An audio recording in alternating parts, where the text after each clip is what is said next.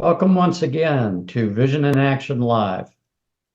We have a presentation today on lifestyle fulfillment planning and a discussion today with Morry Zelcovitch, brainwave entrainment engineer and creator of the Morry method. Welcome, Mr. Zelcovitch. I'm Jim Boswell. I'm your host and the author of Lifelong Fulfillment, Take Charge of Your Life. Today's presentation will be on lifestyle fulfillment planning, follow on to our fulfillment plan prerequisites from last week. You can see those here on this page in the gray. Those are the prerequisites of who you are and what you want, your likes, dislikes, wants, demotivators, accessing your strengths, weaknesses, opportunities, and threats, and how do you determine what you don't know, the Johari window. Today, we're going to focus on building your plans based on the knowledge you created last week. So we're going to look at brainstorming our preferred interests, activities, and relationships. We're going to look at how to evaluate resources and constraints. We're going to look at priority planning objectives, and we're going to talk about living and working your plan, which includes experiment, test, research, and learning, integrating those results into revised objectives, and refreshing those objectives periodically and on demand. So in brainstorming, you need to follow this process, and I recommend you do it in a quiet space without interruptions when you're well rested and you're comfortable. Simply put, sit there and imagine 20 ideas, activities, possessions, investments, enrichments, or desires that really are important to you to be happy or fulfilled. Don't worry about any limits. Don't worry about constraints. Don't worry about anybody else's judgment right now. Those really do not apply, and they will squelch your ability to generate the 20 quality points that you're going to. Write them all down on a clean piece of paper as you develop them. Now, once you've done that, take those 20 and prioritize those items on a scale of 1 to 20, with 1 being the most valued and 20 being the least valued. So we're going to take that once you've done it and use the Pareto rule to designate the top 4, items 1 through 4, as the preferred items on your list. And you're going to want to log this into your brainstorm worksheet, which you'll see in just a minute. Further, after that, now we go look at resources and constraints. And we identify 5 preliminary resource and constraints and timelines for each of the 4 Paretoized objectives we have. So this is your brainstorm worksheet. On the left-hand side is the 4 out of the 20. And on the right side is your initial impressions of resources, constraints, and timelines. And you do 5 in each of those, of which, based on the Pareto idea, there is 1 item in each of those that's key. So let's keep moving forward. So now we develop priority plan objectives. So we take our first top 4 objectives in the lifestyle planning worksheet. We need to identify the strategic and tactical constraints on those objectives, which we have done. And now we're going to look at research, knowledge, and experience required to execute those. So we'll look at money, we'll look at time, we'll look at what you know today and what you don't know, and we're going to draft a plan with those actions and dates. The goals are going to be based around the SMART idea: specific, measurable, attainable, relevant, and timely. And these come from goalsetting.org/SMART goals if you want to review that. The goals also should have backup plan positions operating to the ABC plan. The A plan being your priority plan, the backup is your B plan, and a crisis is your C plan. If all else fails, you're in crisis mode. If just a little fails with the plan, you can drop to your backup plan. So let's see how that will work. Here's an example we've created on a person who's going through this process, and they have 2 crazy ideas. One is, I want to get a PhD, and I want to learn to skydive. So we look at the resources. If you're doing skydiving, you probably need to be reasonably physically fit. If you're a PhD, you need to know that you have a consuming interest to do that. Otherwise, it's going to be a little bit of a long haul and a lot of work. You look at things like constraints, training, accreditation, how much money. Sometimes if you're in a family situation, do you have time to even do this? And how much time would it take? And again, how much expense?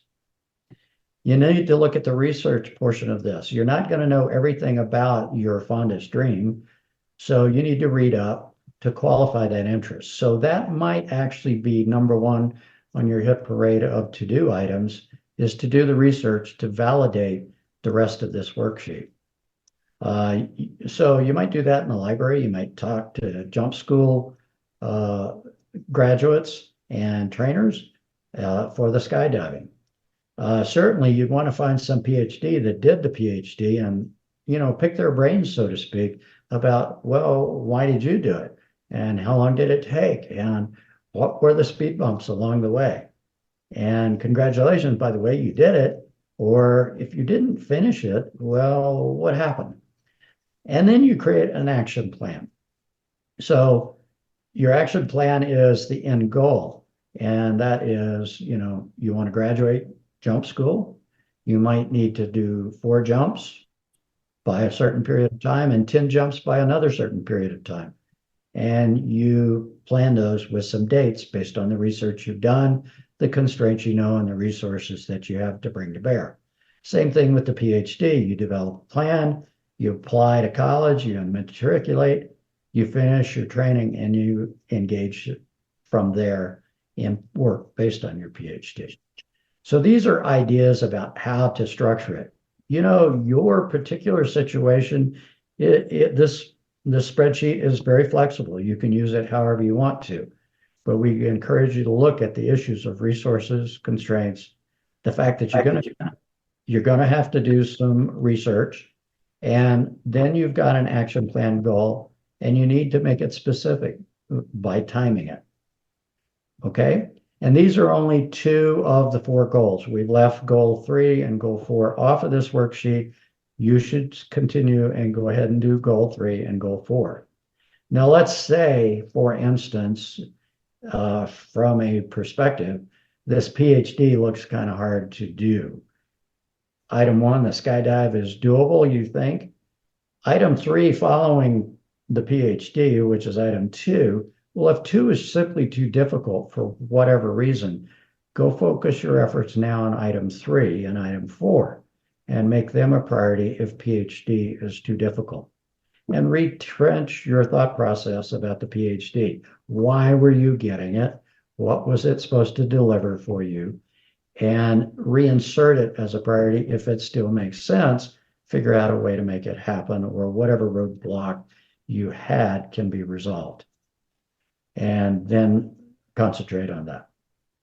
So you can see, you can revise this plan. You can revise the 4 top priorities pretty readily. And you've got backup in case one of them fails to be achievable for whatever reason. And you can keep moving forward. So you need to live and work the plan. Part of it is, once you've established a goal, there's tactical things you have to do. Like, you got to make your first jump. You've got to get matriculated at a university. So again, what I said was, if priority 1 is too constrained or too difficult, or 2, you just simply move the follow-on priority up and keep working.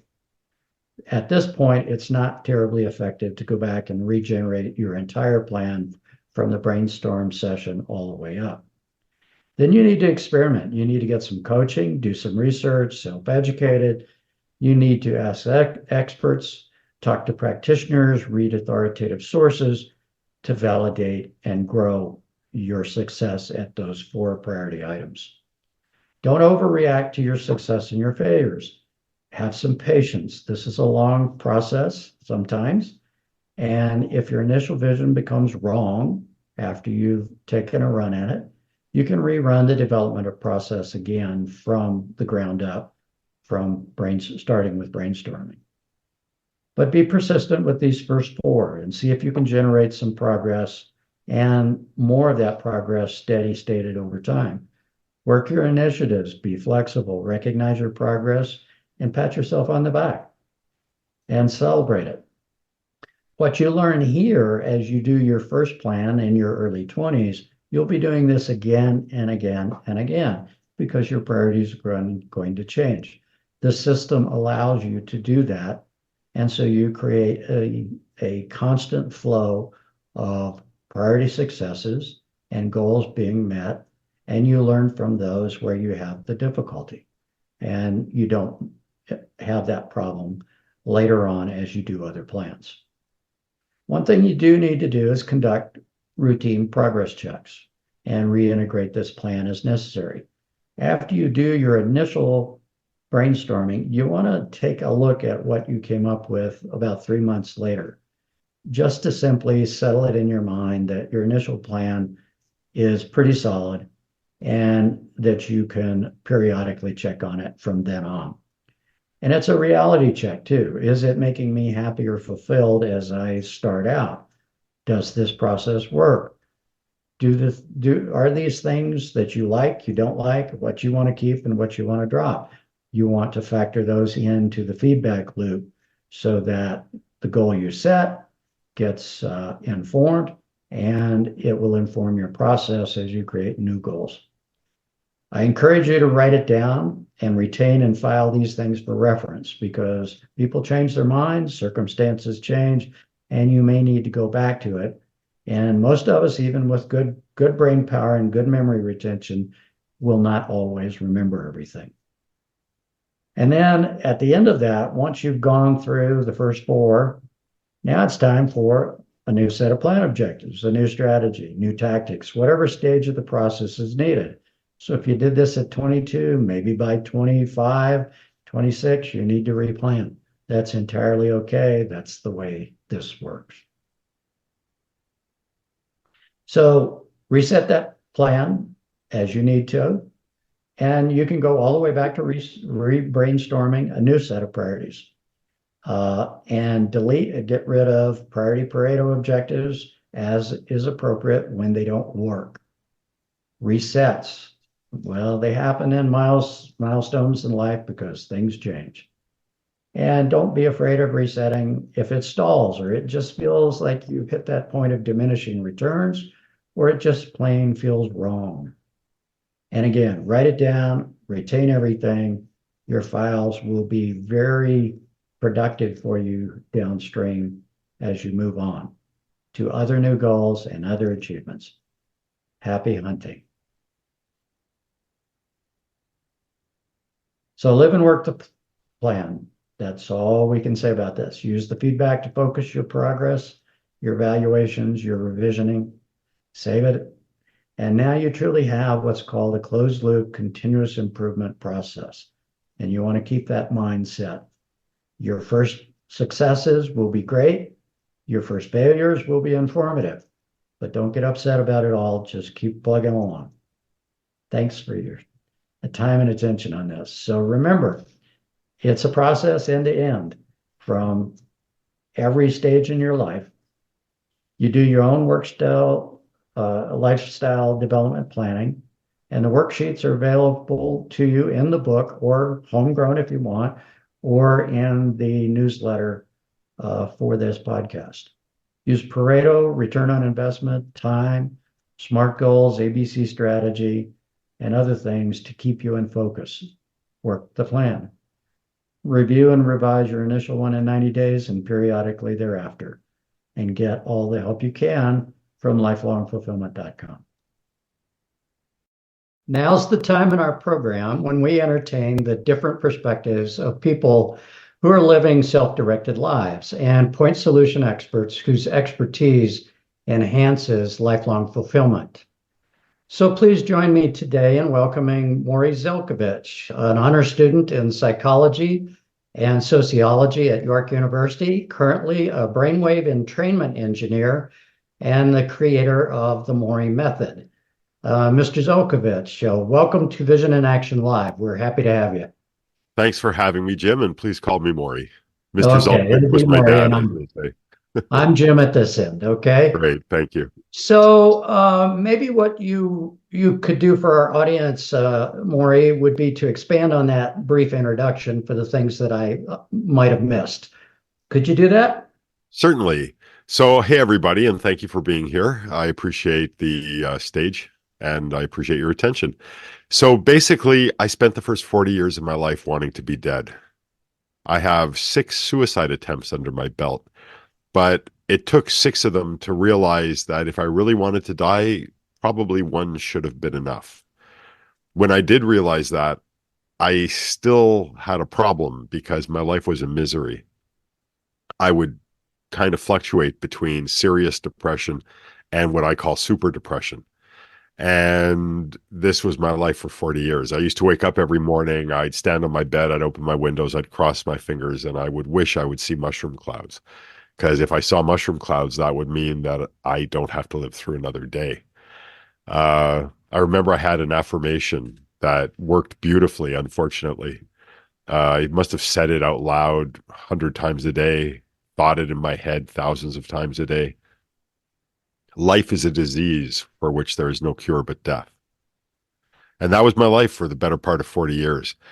I realized that I couldn't die. And when I realized I couldn't die, or at least I couldn't die when I wanted to, then I had to find a way to live. And that's really what started me on my journey. I tried the usual suspects that most people try to change their lives, like drugs, alcohol, sex addiction. All of those things made my life so much worse. So much worse. Then I decided, well, maybe I need to see doctors. So I went and I saw psychiatrists and psychologists and GPs and neurological specialists, and none of them helped me either. Back in those days, they didn't give pills for everything. They Right. actually told me, I remember that it was kind of funny. At the time, it was sad, but now I kind of reflect on it. It's funny. They all said, you're coping really well. So apparently, not succeeding and killing myself is a good coping strategy. So they didn't give me anything to help me. They didn't even tell me to try things. So then the next step, of course, was to try things. So I started researching different products, different services, different techniques, hypnosis, EMDR, breathing techniques, tapping, the thousands. You'd be amazed how many techniques and technologies are out there to help people with their mood and their attitude. I tried what I thought was all of them because over 40 years I'm trying everything under the sun. And again, nothing worked for me. I Mhm. finally, near the end of my search, I came across something called brainwave entrainment. And by then, I was already researching at a place I like to call the paper internet. So that would be a library for those of you who have no idea what I just meant. And I was reading research papers, things on neurology, neurochemistry, behavior, psychology, sociology, anything and everything I could get my hands on, even quantum physics, anything that might have something to do with my perception and why I felt the way I felt. When I found brainwave entrainment, it ticked all the boxes. But when I tried it, again, no results. Lots of people do it, lots of different companies, lots of different individuals. Every brand, every variety I found, none of them worked, but they should have. And that's what inspired me to create what's now known as the Morry method. It's a varying, growing, evolutionary technique or set of techniques, some of which haven't even been born yet, that help my brain to recalibrate itself, to reconstitute itself. One of the things I learned, and then I'll get off my horse, I promise. But one of the things I learned was that my thoughts, which were negative and expecting the worst all the time, actually created brainwave activity. And that brainwave activity created chemistry in my brain, things like neurotransmitters, endorphins, and hormones.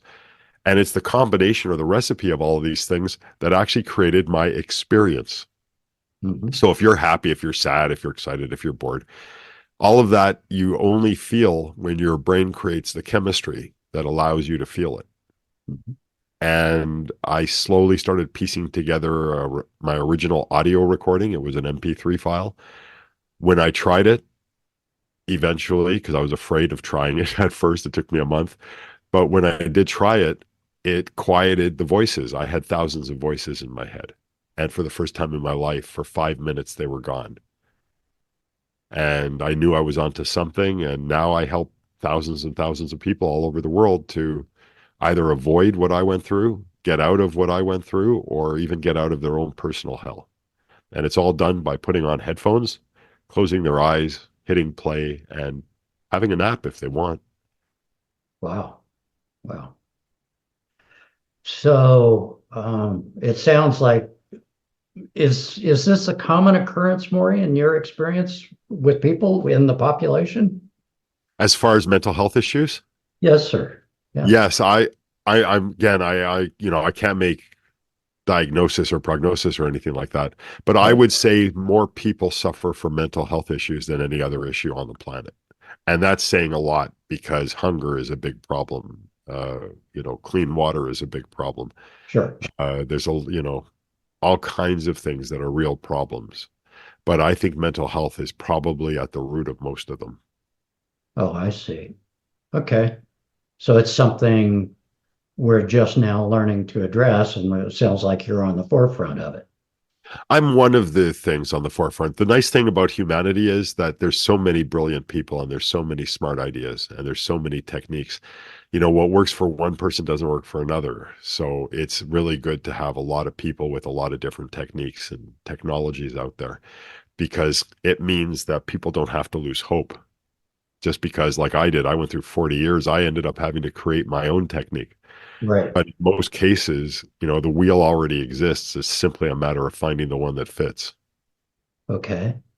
And if I just put on some headphones and, started listening to your method, Uh-huh. uh, what would I really be experiencing? What is it doing for me? Can we dig into that a little bit? Sure. So the process of entrainment, I'm sure you can relate to. Do you like music at all? Oh, I love it. Okay, Absolutely. beautiful. So if you're listening to your favorite band or your favorite type of music, do you ever notice that sometimes you're just tapping your toes mindlessly or you're bopping your head back and forth mindlessly? Yeah. Yeah, that's a form of entrainment, actually. Okay. So entrainment is a natural process that everybody's experienced, or almost everybody's experienced. I suppose I can't speak for everybody. But that's a reflex. It's something called the frequency following response. And that occurs in every more or less healthy brain. Hmm. It follows a pattern. So, you follow the drum beat, you follow the guitar, you follow the piano, violin, whatever it is, it elicits a response because of the vibratory energy it elicits. So we don't actually hear things. Nobody's hearing me talk right now. Nobody's hearing you talk, and nobody has ever heard you speak. No one's ever heard me speak either.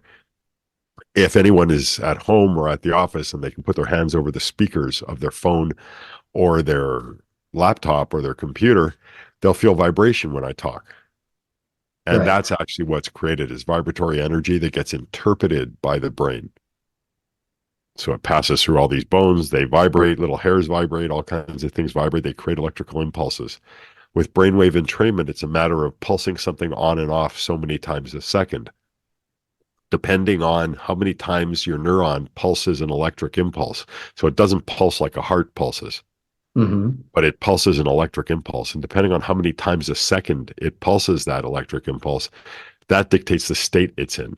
So when you've probably heard of things like alpha, beta, theta, gamma, delta. Yes, sir. Yeah. All those is delineations. They're areas of how many times the neuron's pulsing on and off. That's all that means. But the unique thing is, depending on the location in the brain where the neuron is, how many times it's pulsing, that dictates the kind of neural chemistry that's produced.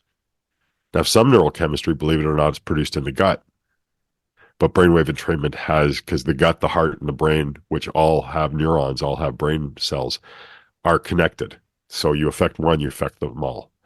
And that's what happens. So you put on a pair of headphones or bone conduction headphones like these, and you hit play and you put it at more or less a comfortable volume, more or less a spoken volume, conversational volume. Mhm. And the different effects that I've incorporated, the resonances, the vibrations and energy, create a state where your neurons, your brain cells, are inspired to follow the frequency I'm presenting to you. So you might hear something like bop, bop, bop, bop, bop, bop, bop, bop, bop, bop, bop, bop, bop. And your neurons, after a little while, will start mimicking or, monkey see, monkey doing that kind of pulse. Right. So I can help to influence the kind of neural chemistry your brain creates. And the beautiful thing about that and brainwave entrainment, when it's properly engineered, is that it allows for people who thought this is their life, nothing can change, to actually allow them to feel differently. So they may feel all kinds of things, they may feel nothing. I had a friend who ran one of my sessions. That's what I call it, running a session. So he ran one of my sessions. He laid down in a chair with a head support. He closed his eyes. He had the headphones on. And when it was over, he said, Morry, I felt nothing. It was about a half an hour recording. He said it felt like half an hour. I heard the pulses, blah, blah, blah, blah, blah. I heard the background, shh. I heard everything you said I'd hear, and I feel nothing, nothing at all. So I said, well, you know what? Clean water, clean air. The only two things that are good for everybody. And he went home. And Hmm. about 2 or 3 hours later, he gave me a phone call and said, the weirdest thing happened on the way home. I asked him what. Well, normally, he's a bit of a nervous driver, right? And he told me that whenever he gets cut off, and that happens a lot in the city where we live, a lot of very aggressive drivers. So every time he gets cut off, he gets mad and he yells and he screams and he flips them the bird and all kinds of stuff. But when he got home, about an hour later, he realized that he was cut off twice on the way home, didn't react either time. Wow. So that's the point. I normally tell my clients, I go, look, when was the last time you noticed the elbow on your left arm? Most people will say, unless they have arthritis or something, they'll say either right now or the last time I bumped it into something, Yeah. right? And Uh-huh. it gets that, but people say it like falls asleep. Is that tingling sensation or whatever? Mhm. So my point is, we don't notice, or we're not brought up to notice, we're not trained to notice when things are functioning normally. He didn't Yeah, notice I the think that's a benefit. fair statement. Yeah. Yeah, well, he didn't notice the benefit he got because it was functioning normally. Why would he notice? We're taught to notice pain, discomfort, anger, blah, blah, blah. Well, he noticed it later when it clued in that, wait a minute, I didn't get angry. What's going on here? That must have done something. Right. So that's always a nice experience to relate to people. So, if he did that, does he, taking that gentleman in perspective, does he have to then come back and do it again and again? He Uh, doesn't t- have to come back, but that's an excellent question. Yeah, he does have to do it more regularly. It's kind of like exercise. I see. Okay. So if So, you don't do it regularly, it's likely to go back to your baseline. okay. So we're retraining the brain, so to speak. Sure. I have a recording, for instance, that I use every night when I go to sleep. My parents are both gone. They both left last year. And unfortunately, they were very sick for a very long period of time. And my brother and I took turns on a daily basis driving into the city they live in and taking care of them during the day. Right. So it was a lot of stress, a lot of anger, a lot of just bad stuff. My dad had Alzheimer's and my mom had a condition where her lungs were hardening. So it was not a good situation. It was a lot of suffering. Right. And my wife was telling me after a while, she finally broke down and said, Morry, you're acting out when you sleep. So you can imagine if I was lying next to you and suddenly in the middle of the night I started screaming at the top of my lungs, that would be very scary. And I was even punching the air. And a Right. couple of times I hit her. Yeah. And when I found out that, I said, what an idiot I am. I have this technology. I created it. I'm not even using it. Since I've been using it, I don't scream. I don't yell. I don't have bad dreams. I don't act out. Right. And I know the recording is responsible because last summer I was at a friend's cottage and I forgot to use it one night. And that night I started acting out. And then the next night I used it again and I was fine. I see. Yeah. Okay. So is it one recording or different recordings for different effects you want to, or problems you think you have that you want to, get some control over? That's another excellent question.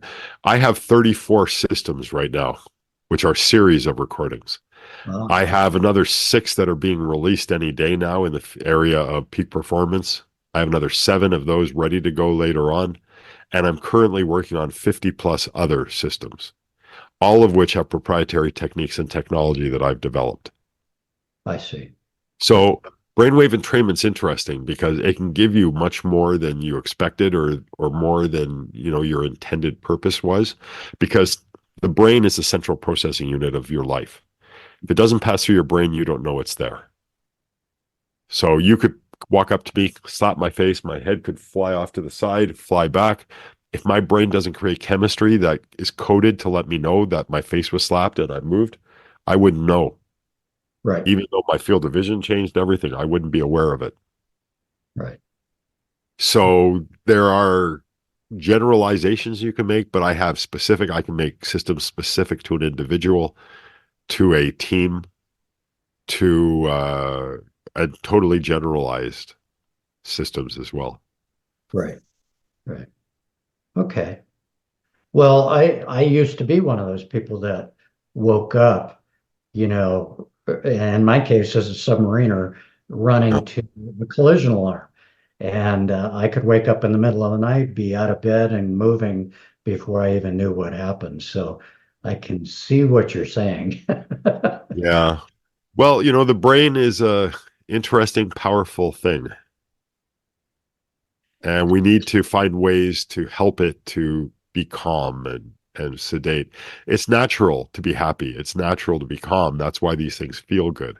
And when we don't feel good, it's not a bad thing. It's just simply a sign that we're not doing or thinking the right things. Right, right. Now, if people are coming to you as you sort of work through this problem yourself, they probably have more than just one issue. So, should we regard the Morry method as, well, this can be somewhat targeted, but it might in fact cure the other issue that you think you have that, maybe you think is ancillary and that's not your primary function. Are there spin-offs to engaging this method? So I don't make claims. So I would not claim to cure anything. Okay. Okay, that's a rabbit hole I'm not interested in going down. People ask me questions like that all the time, and I say, look, that's why I offer a guarantee. You use it properly, and then you tell me. You're asking the right question, you're just asking the wrong person. Everybody is unique unto themselves. So a lot of my systems, I get testimonials all the time, and I rarely get one testimonial that's similar to another. So, Everybody has their own stuff they deal with, right? And their brain takes care of it because we're taking care of the brain then takes care of whatever the issue is. You're your own expert. I'm not your expert. right. But that being said, there are specialty systems available. I have a system that doctors and clinicians use for Alzheimer's. Oh, really? Uh-huh. Yeah.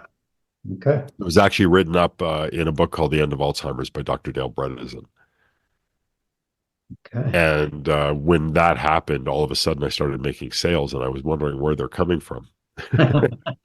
And then I found out from one of the clients who called to ask me some questions. But yeah, the Brazilian military uses my work to help train their military police as part of the education there. There's been some independent research done by Jamaican University on pre and post math exam anxiety. The Okay. brain's amazing.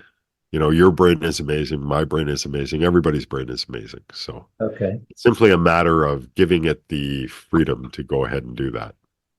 So you probably have a website where people can contact you? If people want to contact me, the best way, because they can pick up some free samples if they'd like to try it as well, would be for my link tree. So that would probably be Linktree, linktr.ee/Morry Zelco, MorryZelco. Okay. And from there, they can sample it and then Yeah, there's determine. sample recordings, there's websites, there's a product page. It doesn't have all my products, but they can see an array of 9 or 10 of my products. And they can learn a little bit more about me there as well. And if they wanted to have a meeting or talk, there's a calendar link. There's pretty much everything there. Great. Great. Well, Morry, this has been hugely instructive and very different. And I want to thank you for joining us today. and sharing your thoughts with our audience. I'm sure you're going to be hearing from some of them. I So appreciate you. Thank you. we'll let you go and best of luck on all of this. I Thank you appreciate it. for Thank having you, me. everybody out there. Have a nice day. And I want to thank our guest today, Mr. Morry Zelcovitch, for his insight about brain entrainment. Vision in Action Live podcasts are every week, and the episodes are announced in advance. Thank you for tuning in. We hope it speaks to you and your particular situation. Check out the book, Lifelong Fulfillment, the newsletters, collateral material, and this podcast at lifelongfulfillment.com. I'm Jim Boswell. I'm your host. Comments and questions are welcome at the website and at jim@lifelongfulfillment.com. Thank you for watching. We look forward to seeing you again on another episode of Vision in Action Live. Until then, smooth sailing.